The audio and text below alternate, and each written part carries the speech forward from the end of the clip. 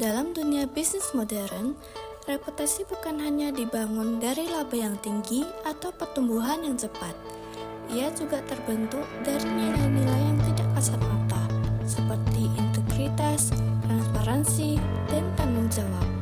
Sayangnya, tidak semua perusahaan mampu menjaga nilai-nilai ini dengan konsisten.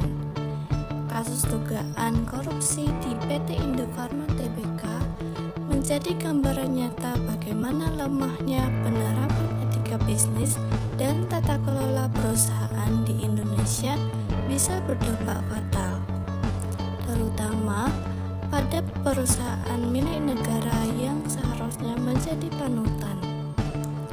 Di sisi lain, perusahaan di tingkat global menghadapi standar yang lebih ketat dalam menjaga etika dan tata kelola.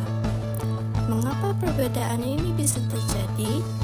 Bagaimana etika bisnis diterapkan secara nasional dan internasional?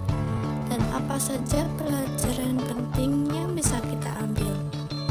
Mari kita telaah lebih dalam perbandingan antara standar nasional dan internasional dalam hal etika bisnis dan good corporate governance. Tahukah kamu kasus yang melibatkan PT Indofarma Tbk?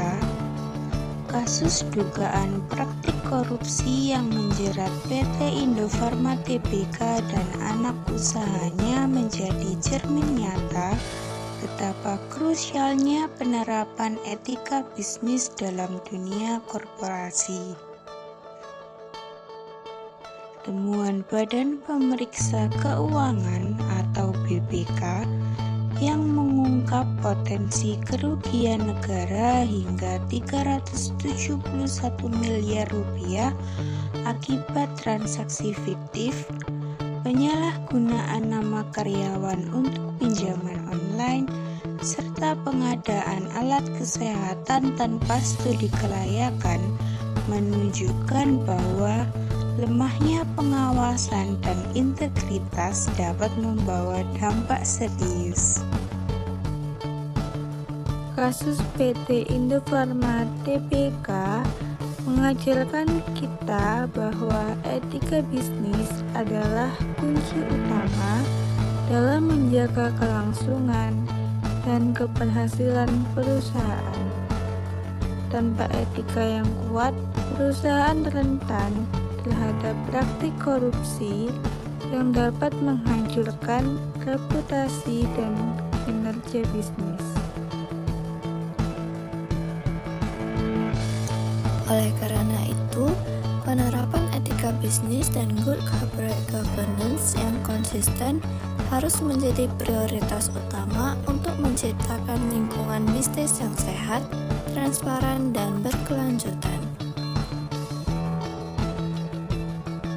Kasus korupsi di PT Indofarma Tbk memperlihatkan lemahnya penerapan etika bisnis dan tata kelola perusahaan di Indonesia.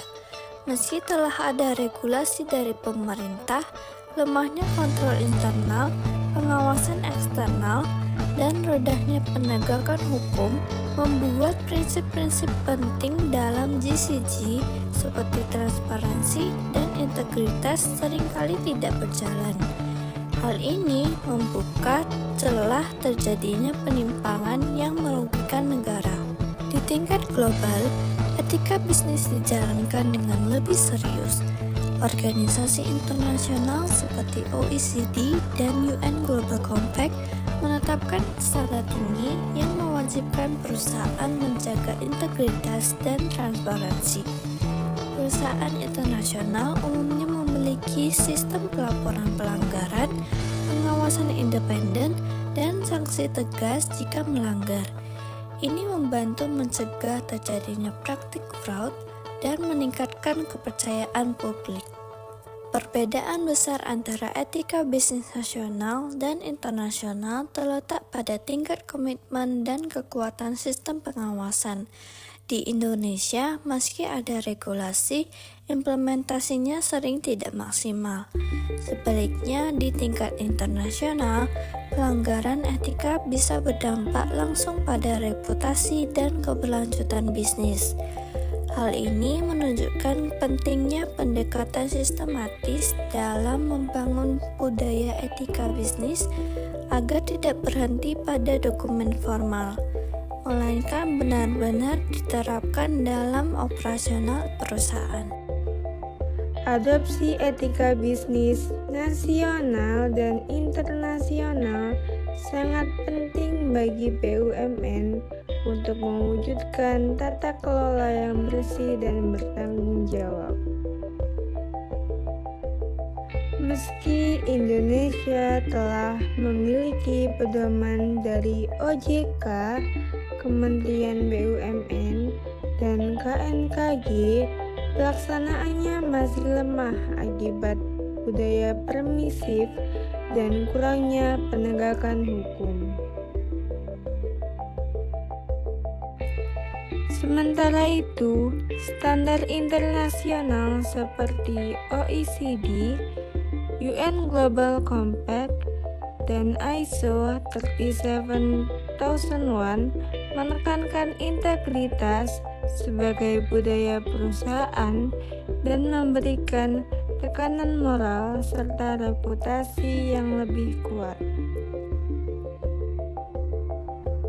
Perusahaan yang melanggar etika bisa kehilangan kepercayaan hingga dikeluarkan dari pasar global. Dengan menggabungkan kedua pendekatan ini, perusahaan dapat membangun sistem etika yang lebih kokoh, adaptif, dan berorientasi pada nilai. Etika internasional juga mendorong perbaikan internal seperti kontrol yang lebih kuat, perlindungan whistleblower, serta transparansi yang lebih tinggi. Kasus seperti Indofarma menunjukkan pentingnya integritas dalam mencegah penyalahgunaan wewenang. Maka, etika bisnis bukan sekedar kepatuhan, tapi fondasi bagi kepercayaan publik dan daya saing jangka panjang. Lalu, kesimpulannya adalah kasus korupsi di PT Indofarma Tbk menunjukkan pentingnya penerapan etika bisnis dan tata kelola perusahaan yang baik atau GCG. Lemahnya pengawasan dan integritas membuka celah terjadinya penyalahgunaan wewenang. Dibandingkan standar internasional seperti OECD dan UN Global Compact yang lebih ketat dan konsisten, praktik di Indonesia masih lemah dalam implementasi dan penegakan hukum. Menggabungkan pendekatan nasional dan internasional penting untuk membangun budaya integritas yang kuat. Etika bisnis bukan hanya soal kepatuhan, tapi fondasi kepercayaan dan keberlanjutan perusahaan. Etika bisnis bukan sekedar kumpulan aturan yang tertulis di atas kertas. Ia adalah cermin dari karakter sebuah organisasi, bagaimana ia mengambil keputusan, menghadapi tekanan, dan bertanggung jawab kepada publik. Perbandingan antara standar nasional dan internasional menunjukkan bahwa peraturan saja tidak cukup tanpa komitmen dan sistem yang kuat untuk menegakkannya. Kasus seperti Indofarma menjadi pengingat bahwa integritas dalam dunia usaha tidak bisa ditawar. Diperlukan perubahan budaya organisasi, penguatan sistem pengawasan, serta keberanian untuk menegakkan prinsip meski menghadapi risiko. Jika Indonesia ingin bersaing dan dipercaya di tingkat global, maka etika bisnis dan tata kelola yang baik harus menjadi fondasi utama, bukan hanya slogan, tetapi budaya yang benar-benar hidup di setiap lini perusahaan.